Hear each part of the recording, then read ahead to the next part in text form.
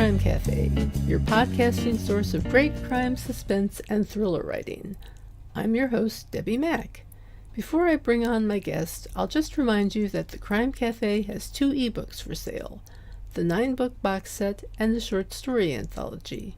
You can find the buy links for both on my website, debbimack.com, under the Crime Cafe link. You can also get a free copy of either book if you become a Patreon supporter. You'll get that and much more if you support the podcast on Patreon, along with our eternal gratitude for doing so. But first, let me put in a good word for Blueberry Podcasting. I'm a Blueberry affiliate, but that's not the only reason I'm telling you this. I've been using Blueberry Podcasting as my hosting service for my podcast for years, and it's one of the best decisions I ever made. They give great customer service. You're in complete control of your own podcast. You can run it from your own website, and it just takes a lot of the work out of podcasting for me. I find for that reason that it's a company that I can get behind 100% and say, you should try this. Try Blueberry. It doesn't require a long-term contract, and it's just a great company, period. And it also has free technical support by email, video, and phone. So you can get a human being there. Isn't that nice? Hi, everyone. My guest today is a Canadian crime fiction author with 25 published novels, as well as standalones and short stories. She writes various police procedurals and mystery series for adults, as well as mysteries for middle grade readers, which I think is really cool. She is currently working on her new mystery series in Ottawa, set in Ottawa, called The Hunter and Tate Mysteries. The 3rd book in the series, Fatal Harvest, came out in April 2024. Sorry, excuse me. Her work has been shortlisted for several awards, including the Crime Writers of Canada Awards of Excellence. So, wow. Okay, so she was once the writer-editor, I have to note here, of the Pest Management Regulatory Agency, which really intrigued me because I used to work at EPA, but we can talk about that later, maybe. That stuff is fascinating to me. In any event, it's my pleasure to introduce crime writer Brenda Chapman. Hey, Brenda, how are you doing? Great. Thanks, Betty. Thanks for having me. Oh, it's a pleasure, believe me. And finding out that you worked in pest management, wrote about pest management to me is Well, just I fascinating. was only one of a group of writer One of a editors. group. Yeah. Well, very cool. Still, we'll have to talk about that at some point. Back when I was practicing law, I worked at the Office of General Counsel, Pesticides and Toxics Division. Oh, wow. So I worked a lot on FIFRA, the Federal Insecticide, Fungicide, and Rodenticide Act. Wow. What a mouthful, right? Crime fiction's Anyway, much more fun. so anyway, when you first started writing fiction with serious intent to be published, what inspired you to write for middle graders? Yeah, well, my daughters were 12 and 9, and I was actually teaching at the time. I was teaching kids with special ed and reading with some of them. And I thought one girl brought in a book to read aloud to me, and I thought I could do a better plot than this. And that kind of got me spurred into trying it. And it was really just to see if I could do it. So I wrote the Jennifer Bannon mysteries. The first one was called Running Scared, and I really wrote it for my daughters. And when I finished the manuscript, and my youngest was reading it, and she said, "Mummy, you write just like a real author." And I thought, wow, maybe I can get this published. So I spent my lunch hours trying to find a publisher and found one in Toronto. They took that first one, and it turned into a 4-book series in the end. That's awesome. So you Yeah, found one in Toronto then. That's great. yeah, yeah, yeah. Fantastic. It is a small press?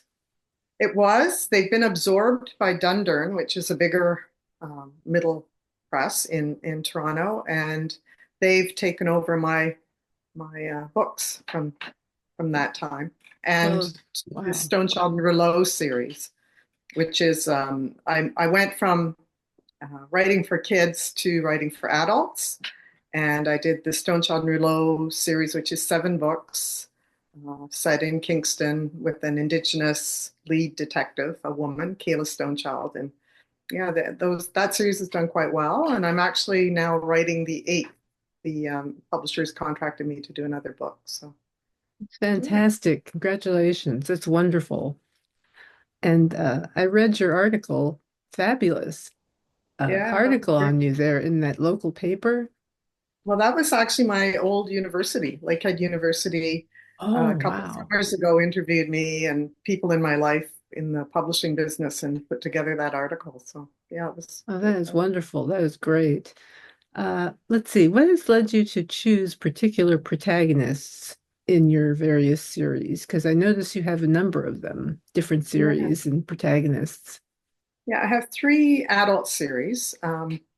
So the Kayla Stone Child, I was actually working at Department of Justice, and I had the Indigenous file in communications. I was a senior communications advisor, and Kayla Stone Child kind of came out of my frustration with everything I was reading in the news. I'd have to go through the news every morning, and the missing and murdered Indigenous women, the conditions on reserves. I'm sure it's the same. I live in Ottawa, in Canada, but I know it's a lot the same in the US. So Kayla kind of came out of that. And I knew when I was writing a series that I needed a hook, and she kind of became my hook. In the another series that I was writing at the same time, I was contracted by a different publisher to write adult literacy series of novellas. And for that, they wanted a strong woman. They wanted conflict with someone else in her life. They wanted a good mystery set in Canada and humor, and it had to be written at a grade 3, 4 level, but for adults. Wow. So, yeah, yeah. So Anna Sweet uh, is a PI living in Ottawa, and the mysteries are a lot of fun. The books are about 14,000 words. And yeah, that was kind of where she came from. And then the series I'm writing now, because Stone Child Merlot had been a police procedural, I thought I really love police procedurals, but I'd like to do not have both my main characters be cops.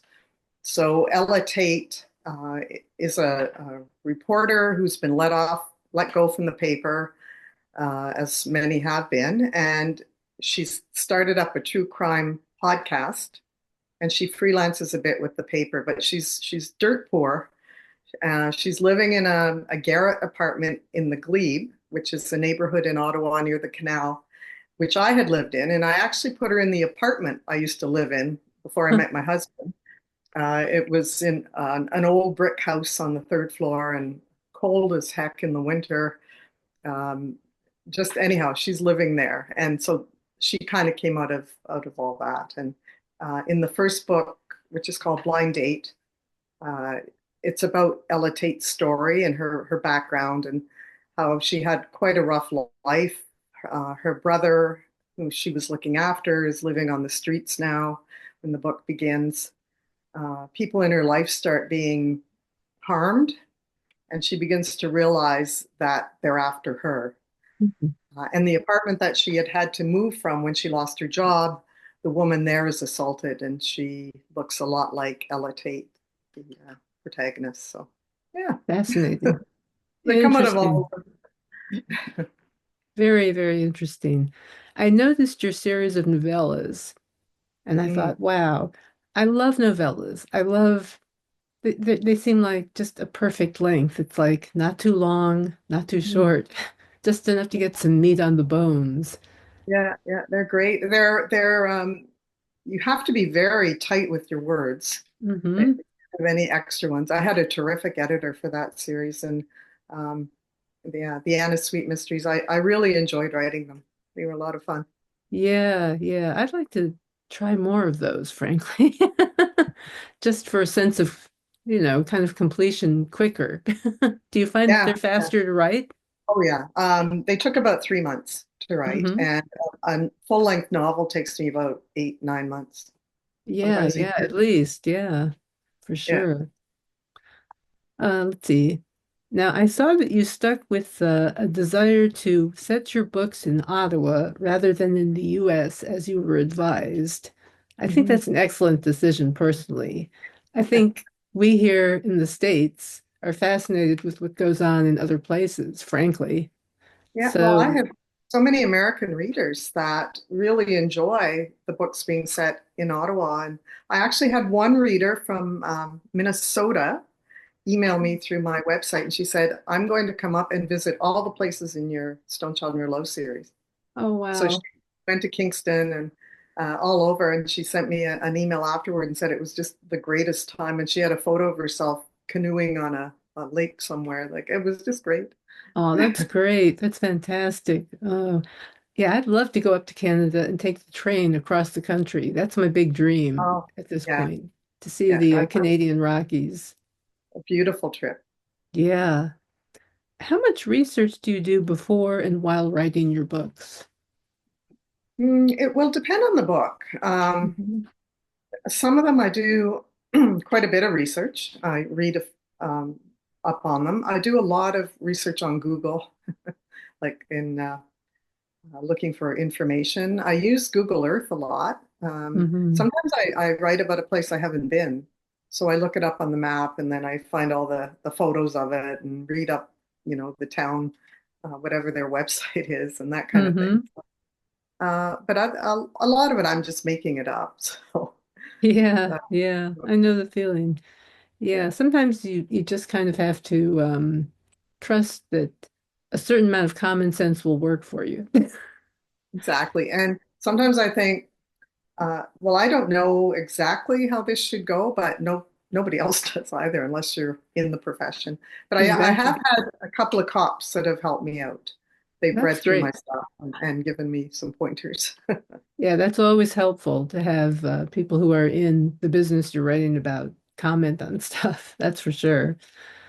What kind of writing schedule do you keep? Well, that fluctuates. I'm a pantser. I know that you're a plotter. I Mm-hmm. saw from a different video.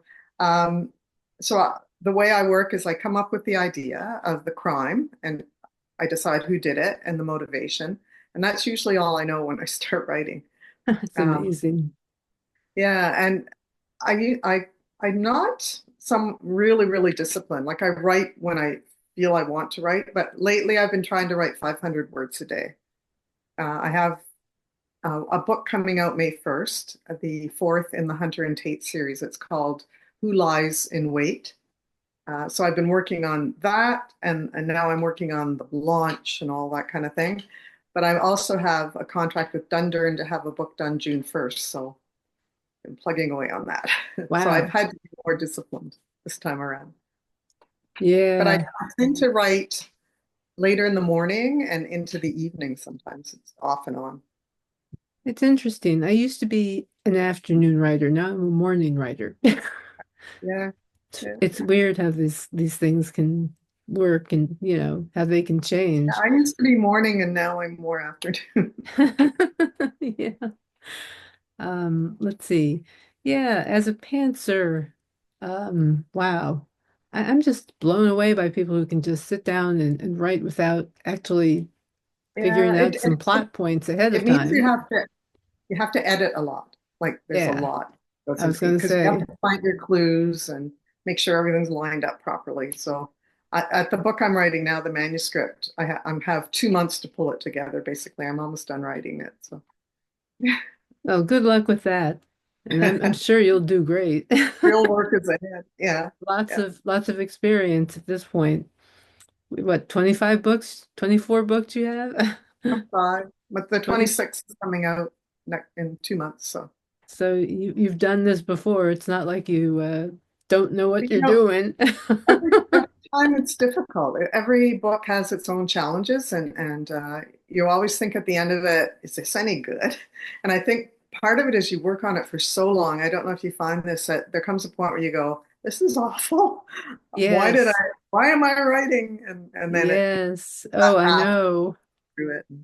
I Yeah, I think every single writer must feel that way when they're working on something. It's like, think so. what possessed me to go in this direction with this person? why am I doing this? Makes me think I can do this. Yeah, But then at some point you realize there's a way to get through it and you get the thing done. It's yeah, very exactly. interesting how that happens. Magical. Um, it is, yeah, there's a certain amount of magic to it. So what author has most inspired you to become a writer? Ooh. Um, well, as a child, I really loved Enid Blyton. I don't know if you've ever read Yes, her book, The yes. Famous Five, The Secret Seven. I just loved books where they went on adventures and solved puzzles. I've always loved the murder mystery genre. Read a lot through university. Um, which authors?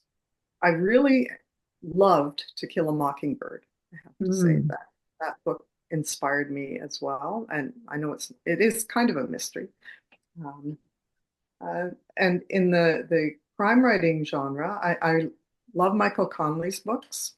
Mhm. Uh, there's so many Anne Cleeves, Denise Mina in Scotland.